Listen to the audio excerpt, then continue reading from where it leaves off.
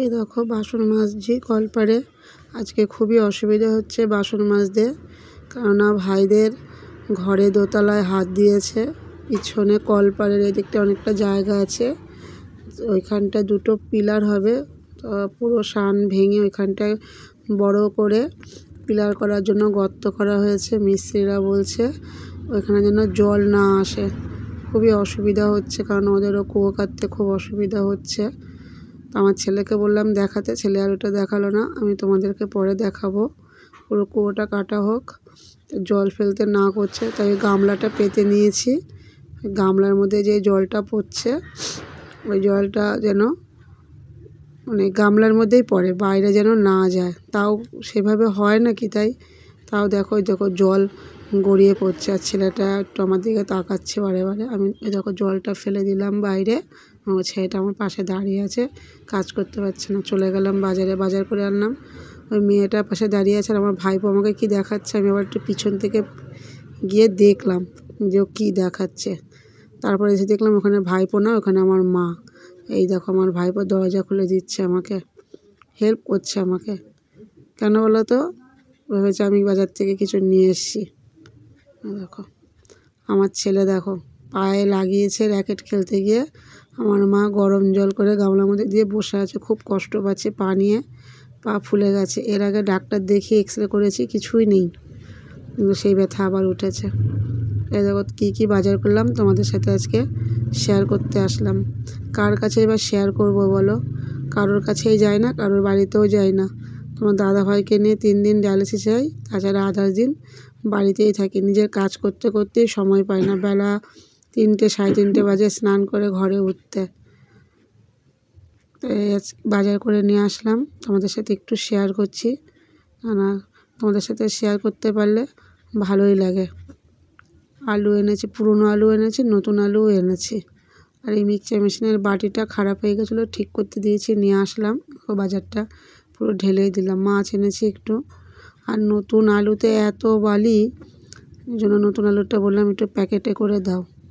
এখন নতুন আলুটা এই গামলার মধ্যে ঢেলে নিলাম, গামলার মধ্যে রেখে দিলাম আলু, নতুন আলু। কেননা আমার ওই সবজি রাখার দুটো ঝুড়ি আছে, রাখতে পারি না ইঁদুরের জন্য। এই ধনেপাতাটা ফ্রিতে দিয়েছে দোকানদার, আনলাম। বাঁধাকপি আজকে করব না, বেগুনটাও আজকে করব না। সবজির যা দাম, মানে সবজি কিনতে গিয়ে মাথা খারাপ হয়ে যায়। প্রচণ্ড সমস্যা সবজি কিনতে গিয়ে। আমাদের মতন গরিবের সবজি খাওয়াটা খুব অসম্ভব ব্যাপার, কিন্তু খেতে হলে আনতেই হবে। আমি তো সেইভাবে অনেক আনতে পারি না, অল্প অল্প করে আনি। ওই অল্প অল্প করেই আমাদের অল্পই রান্না হয়, সেইভাবে আমরা সবজি কিনে আনতে পারি না। কিছুটা সিম নিয়ে এসেছি, কেননা শীতকালের সবজি সিম আলু বেগুন খেতে ভালোই লাগে। টমেটো এনেছি, কাঁচা টমেটো এনেছি, দেখতেই পাচ্ছ। তোমাদের দাদাভাই তো পাকা টমেটো খাওয়া নিষেধ, তাও আমি পাকা টমেটো দিয়ে দেবো। লেবু নিয়ে আসলাম, আমার ছেলেটা একদম ফল খেতে চায় না। একটু লেবু নিয়ে আসলাম, জোর করে যদি একটু খাওয়ানো যায়। আর সব কাজ পড়ে আছে, কিচ্ছু কাজ হয়নি। মিস্ত্রির জন্য কলপাড়ায় যেতে পারলাম না দেখে আমার কাজে সমস্যা হচ্ছে। ভাত বসিয়ে দিলাম, ভাত বসিয়ে এবার সবজিগুলো কেটে নেবো। চালটা আমি আগে থেকেই ভিজিয়ে রেখে দিই। এইটার উপরে প্লাস্টিকটার উপরে সবজিটা আমি কাটি, তাহলে কী হয় তুলে ফেলে দিতে ভালো হয়, সুবিধা হয়। আর এই দেখো আমি তোমাদেরকে দেখাচ্ছি, কিচ্ছু বিছানা তোলা হয়নি, দেখো সব পড়ে আছে। আর এই দেখো সোফার উপরে জামা কাপড় সব পড়ে আছে। তার মধ্যে একটা গন্ডগোল হয়ে গেছে, আমাদের ঘরে প্রচণ্ড ইঁদুরে সোফা কেটে বাসা করে মনে হয় এখানে মরে গেছে, প্রচণ্ড গন্ধ। এবার চলে আসলাম সবজি কাটতে, সবজিগুলো কেটে নিচ্ছি। সবজিগুলো কেটে নিয়ে রান্না করব। তোমাদের সাথে আজকে পুরোটাই আমি শেয়ার করব। আমাদের ভিডিও কার কার ভালো লাগে তোমরা একটু কমেন্ট করে জানিও। এই তোমাদের এর আগের দিন আমি আদার কথা বলেছিলাম, এই দেখো আমি একসঙ্গে 100 আদা এনে আদাটা আমি দেখো শিলনোড়ায় বেটে নিচ্ছি। একসঙ্গে 100 আদা বেটে নেব। আদাটা বেটে নিলে কী হয়, সুবিধা হয়। যখন যেটা রান্না করতে যাই, মাছ বলো মাংস বলো ডিম বলো, সঙ্গে সঙ্গে মশলাটা করতে হয় না। দেখো আদাটা বেটে নিলাম, দেখো আদাটা বেটে নিয়ে আদাটা কৌটোয় করে রেখে দিচ্ছি। এই আদাটার মধ্যে কৌটোয় রেখে আমি আদাটা ফ্রিজে রেখে দেবো। এতে অনেক সুবিধা হয় গো, তোমরাও এভাবে রাখতে পারো, দেখবে অনেক সুবিধা হবে। আর তার থেকে বড় কথা, এতে নষ্ট হয় না। এবার ওই শিলনোড়াতে আমি একটু সর্ষে আর একটু কাঁচা লঙ্কা বেটে নেবো। কেননা আমাদের যেহেতু 3 জন মানুষের মশলা মিক্সচার মেশিনে করলে হয় অনেকটা করতে হয়, আর তা নাহলে শিলনোড়াতে করাই ভালো। আর মিক্সচার মেশিনের থেকেও তোমার হাতে মশলা করলে সেই মশলা, বাটা মশলার একটা টেস্ট আসে আলাদা। তাই আমি মশলা বেটেই নিই। এই দেখো রান্না করব আলু, এই টমেটো, আলু, বেগুন, শিম দিয়ে একটা তরকারি রান্না করবো। আর রান্না করবো দেখো মাছ, নুন হলুদ মাখিয়ে রেখেছি, আলু সিদ্ধ করে রেখেছি, আর এই ফুলকপিটা আমি ভাজবো, টমেটো ধনেপাতা কেটে রেখে দিয়েছি। কি রান্না করব, কিভাবে রান্না করব, তোমাদের সাথে আজকে আমি সবটাই শেয়ার করব। দেখো আমি কিভাবে রান্না করি। ফুলকপিটা আমি ভাজবো, কালো জিরে আর কাঁচা লঙ্কা ফোড়ন দিয়ে ফুলকপিটা আমি ভেজে নেব। আমি এবছরে একদিনও ফুলকপি ভাজা খাইনি। আমার ছেলে ফুলকপি ভাজা খুব ভালোবাসে, তোমাদের দাদাভাইও ভালোবাসে, কিন্তু এবছরে আমি একদিনও ফুলকপি তরকারি করেছি কিন্তু ভাজা করিনি। আর ফুলকপিটা আমার 2 দিন আগে ফ্রিজেই ছিল, তো অল্পই ফুলকপি দিয়ে আমি ভাবলাম না ভেজে দিই, ভেজে নিলে খাওয়া হয়ে যাবে। তা না হলেই ফ্রিজে থাকলে কি হয়, অল্প একটু তরকারি থাকলে কি হয়, নষ্ট হয়ে যায়। ঢেকে ঢেকে রান্না করলে তাড়াতাড়ি হয়, রান্নাটা নরম হয়। আমার ফুলকপিটা ভাজা হয়ে গেছে, নামিয়ে রেখে দিয়েছি। এবার আমি ওই সব কিছু দিয়ে সবজিটা রান্না করে নেবো। আলুটা কিন্তু আমার সিদ্ধ করা, যেহেতু তোমাদের দাদাভাই খাবে তাই আলুটা আমি সিদ্ধ করে আগে থেকে জল ঝরিয়ে রেখে দিয়েছি। আমি তোমাদের আগেই বলেছি যে আমাদের প্রায় সবজি সিদ্ধ করে খেতে হয়, কারণ আমাদের ডাক্তারের একটা ডায়েট চার্ট আছে, কোন খাবারে বেশি পটাশিয়াম, কম পটাশিয়াম, সেইভাবে আমরা করি। এবার সিমটা আমাদের সিদ্ধ করে খেতে হয় না, এটা কম পটাশিয়ামের মধ্যে পড়ে। আর ডায়ালিসিস পেশেন্টের কী হয়, পটাশিয়াম হাই হয়ে গেলে সেই শ্বাসকষ্ট ওঠে, ভুলভাল কথা বলে, তার জন্য আমাদের সবজি সিদ্ধ করেই খেতে হয়। আর ছেলে তার মধ্যে চলে এসছে, আমার ছেলের পাকামো ছেলে চলে এসেছে, শুধু বায়না, সারাদিন শুধু বায়না। আর এই দেখো এই বেগুনটা করে দেখতে পাচ্ছ তো, এই দেখো এই বেগুনটা আমাদের গাছে হয়েছে, যেহেতু ঘর হচ্ছে দেখে, পিলার হবে দেখে বেগুন গাছটা কেটে দিল। মা আবার বেগুনটা আমাকে দিয়ে গেল, বললো আমার ছেলেকে দিতে। বললাম দাও, তাই হবে, দিয়ে যাও। টমেটোটা আমি দেবো, কিন্তু একসাথে দেবো না, টমেটোটা যদি এখন দিই তাহলে ওই সবজিগুলো ভাজা ভাজা হবে না। এবার লাস্টে আমি টমেটোটা দিলাম। তোমরা কে কীভাবে এই তরকারিটা রান্না করো আমাকে একটুখানি কমেন্টে জানিও। আর যারা ফেসবুক থেকে দেখছো একটু ফলো করে দিও, যারা ইউটিউব থেকে দেখছো একটু লাইক, কমেন্ট, শেয়ার ও সাবস্ক্রাইব করে দিও। তোমরা যদি আমাদের পাশে থাকো তাহলে হয়তো আমরা আগামী দিনের পথগুলো হয়তো চলতে পারবো। তোমাদের দাদাভাইয়ের ট্রিটমেন্টটা, ওষুধ কেনা, তোমার দাদাভাইয়ের সুস্থ হয়তো করতে পারবো। তারপর সবই তো ভগবানের উপরে, বলো, ভগবান যেটা করবে সেটাই হবে। তখন আমরা তো মানুষ, নিমিত্ত মাত্র, আমাদের হাতে কিছুই থাকে না। তবু তো চেষ্টার ত্রুটি রাখলে হবে না। তোমাদের দাদাভাই যখন কাজ করেছে, কত সবজি কিন্তু কত বকতাম আমি, আর এখন আমরা সবজি পয়সার জন্য কিনেই খেতে পারি না। দেখো ফুলকপিটা ভাজা হয়ে গেছে, তরকারিটা আমি তোমাদের সাথে কথা বলতে বলতে সর্ষে কাঁচা লঙ্কাটা বেটেছিলাম সেটা দিয়ে দিলাম, দিয়ে একটু ভালো করে নুন হলুদ দিয়ে অল্প একটু মিষ্টি দিয়েছি, যেহেতু তোমার চামচটা আমার হাত থেকে পড়ে গেল। কাঁচা টমেটো দিয়েছি, মিষ্টিটা দিলাম একটু স্বাদটা ব্যালেন্স করার জন্য, কেননা টক টক ভাবটা যেহেতু আছে তাই একটু মিষ্টি দিয়ে দিলাম। আমার তোমাদের সাথে বগর বগর করতে ভালোই লাগে, কেননা আমার কথা বলার মতন সেরকম কেউ নেই, চুপচাপই থাকি সারাদিন, কেননা মনটা খুবই খারাপ। তোমার দাদাভাই এই 5 বছর অসুস্থ হয়ে যায়, তো খুবই খারাপ। এই দেখো তরকারি বসিয়ে চলে আসলাম কাজ করতে, তা না হলে হবে না, অনেক বেলা হয়ে গেছে, কিছু তো কাজগুলো না করে না নিলে সমস্যা হয়ে যাবে। এরপর স্নান করা আছে, ঘর মোছা হয়নি, আর এগুলো সব কালকে কেচেছিলাম, অল্প ভেজা ছিল তাই নেবো। তোমাদের সাথে কথা বলতে বলতে দেখো ধনেপাতাটা দিতেই ভুলে গেছি। এই তরকারিটা দিয়ে আমার ভাত খেতে ভালোই লাগে, তোমাদের কেমন লাগে খেতে আমাকে বললো, কারণ শীতকালের দিন কাঁচা টমেটো, বেগুন, শিম, আলু দিয়ে সর্ষে বাটা দিয়ে তরকারি করে ভালোই লাগে খেতে। তোমাদের দাদাভাই আগে খেত না, যেহেতু তোমাদের দাদাভাই এদেশীয় অনেক খাবারই খায় না। আমার পাল্লায় পরে এখন অনেক খাবারই খাওয়া শিখেছে। এবার রান্না করে নেবো মাছটা। তোমাদের দাদাভাই আগে ধনেপাতা খেত না, ধনেপাতা দিলে কোনো তরকারিতে খেতে চাইতো না, কিন্তু এখন খায়।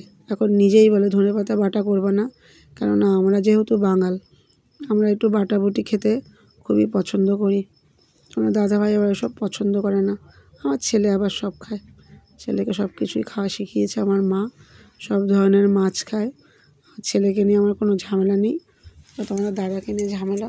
তবে তোমার দাদাকে কেন বলবো, আমিও অনেক কিছু খাই না। তোমার দাদাকে বলতে হবে, তোমার দাদা উল্টো আমাকে বলে তুমি খাও। এরকম মাছগুলো ভেজে নিচ্ছি। মাছটা অনেক বড় ছিল গো, রুই মাছ ছিল, 6 কিলো ওজন ছিল মাছটা। তার মধ্যে থেকে আমি 500 নিয়েছি, সবার লাস্টে গিয়েছিলাম 500। এই দেখো সোফাটা দেখতে পাচ্ছ, যেহেতু আমাদের ঘরে খুব ইঁদুর, তোমাদেরকে বললাম ইঁদুরে গোল করে সোফাটা কেটে ওর মধ্যে বাসা করেছে, বুঝতে পারিনি। যাই হোক, একটা ইঁদুর হয়তো বেরোতে পারিনি, মারা গেছে। প্রচণ্ড গন্ধ, কিন্তু খুঁজে পাচ্ছি না। আমার ডাউট হচ্ছে মনে হয় সোফাটার ভিতরেই মরেছে, কিন্তু খুঁজে পাচ্ছি না। তোমাদের দাদাভাই ঘরে থাকতে পারছে না, পারফিউম দিয়ে রেখে দিচ্ছি, কিছু করার নেই। সোফার কভারটা দেখো পেতে নিয়েছি, কেচে দিয়েছিলাম সব।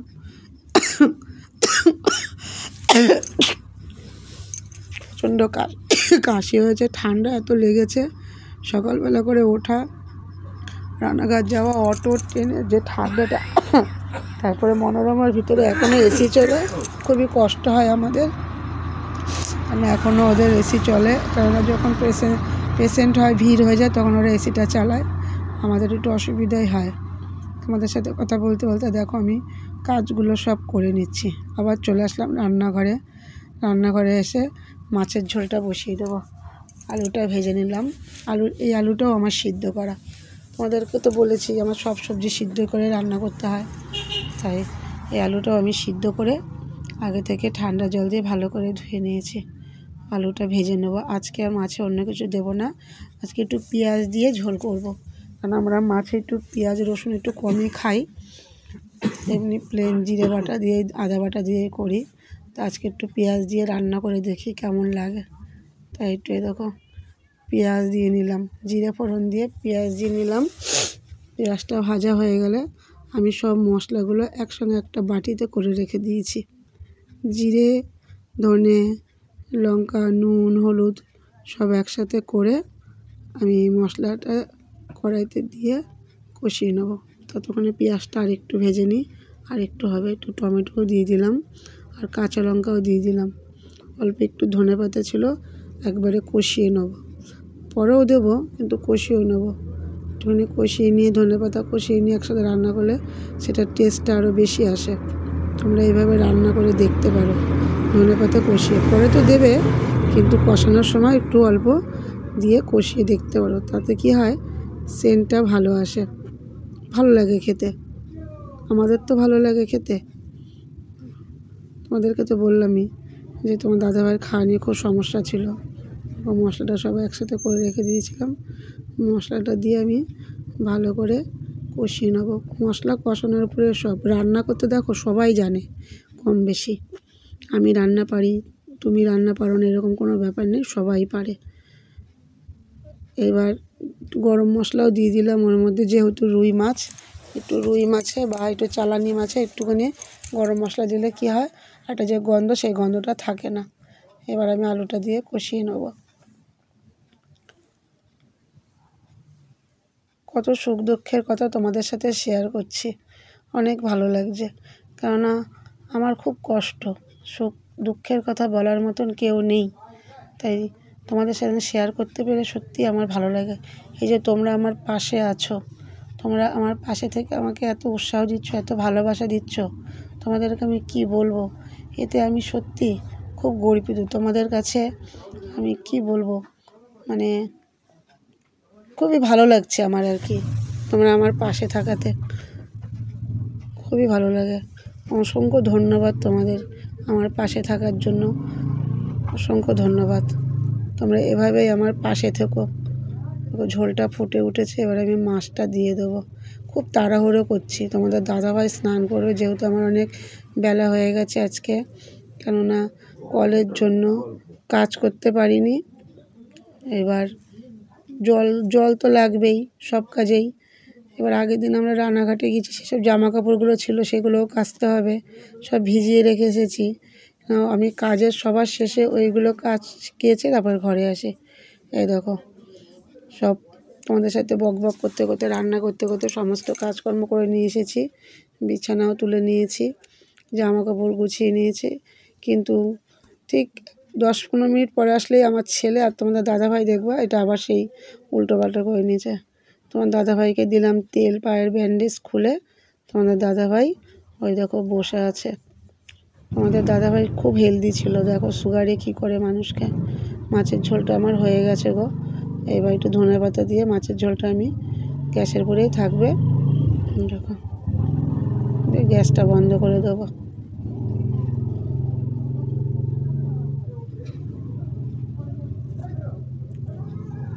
মাছের ঝোলটা ঢেকে রেখে দিলাম, মাছের ঝোলটা এখানেই থাক। তোমাদের দাদাভাই তেল মেখে দেখো বসে আছে অন্যদিকে তাকিয়ে।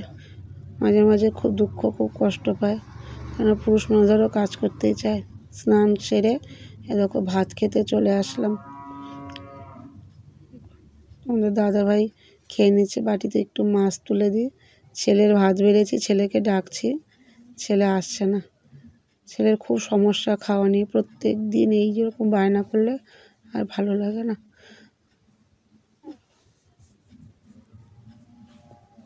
আজ এই পর্যন্তই বন্ধুরা, তোমরা সবাই ভালো থেকো, সুস্থ থেকো, এই কামনাই করি, আমাদের পাশে থেকো।